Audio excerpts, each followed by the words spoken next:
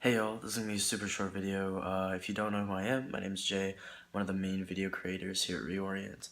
And I really just want to make this quick video, one, because we haven't made a video in a while. Part of that is because I have spent most of the summer living in Seoul, South Korea. And that's actually the topic of this video. So I'm a Korean adoptee. I grew up in the United States. I actually grew up in Minnesota. And I visited South Korea twice before this year, and so this was my third time there. And I was living there for an extended period of time, and so I started to have to really struggle with this feeling of being a foreigner there, this feeling of going to this place where I was born, this place where I've always grown up, thinking those are my people, or being told this is where you're from, this is where you originate from, you should really identify with this. And I grew up identifying as Korean American and as Korean, and really wanting to know as much as I could about Korean culture, which was really awesome.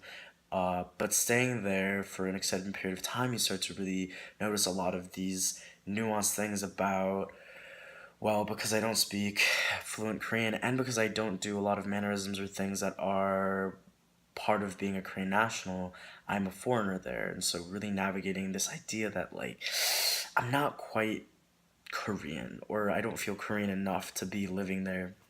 And it was really tough, but I talked to a lot of Korean adoptees who moved back there and, feel comfortable there, like it there. And it's not to say that I didn't really like being there, or I didn't enjoy this experience, but I wanted to know if anybody else out there who's watching this video, who's come across our channel, who subscribes to this channel, has a similar tension when you go back to a country where maybe you originate from, you were born there, or your parents were born there, immigrated to wherever you're living now. Maybe that's the US or Canada or Europe or Australia.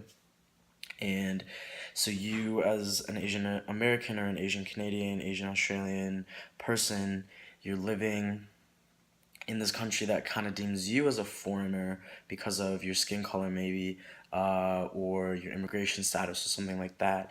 And you grow up being told by other people that you're a foreigner, that you're an immigrant, all of these different things.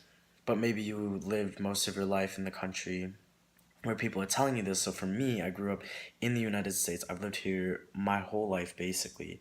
But I've always felt the sense of, you're a foreigner, you're other, you're not really American. But the time I felt the most American really is going to live in South Korea for this extended period of time.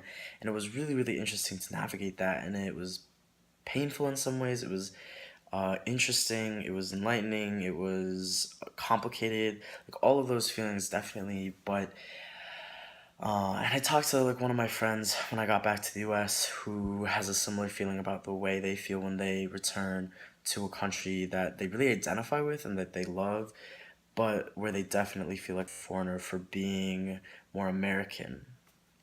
So basically this video is just to reach out to our followers, our subscribers, and also to anybody who comes across this video.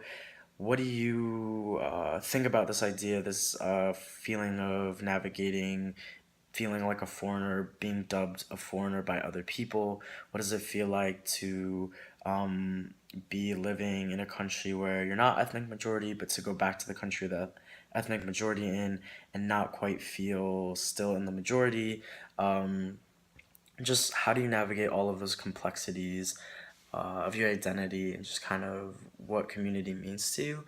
Because for me, I definitely feel in community there in different ways, but I also feel strongly a part of being Korean American and being Asian American and building those communities wherever I'm living in the US. So I grew up in Minnesota, now I'm living in Washington. So I'm just wondering if anybody out there feels similar ways about when they travel, and when they maybe return home or when they visit family, stuff like that. Like, how do you feel? How do you navigate that? And just if you want to interact kind of with me or with this video, and just let us know in the comments below. If you let us know in a video response, if you let us know in a message to our channel, anything like that, we would love to really talk to you about what it feels like for you. So, all right, have a good night.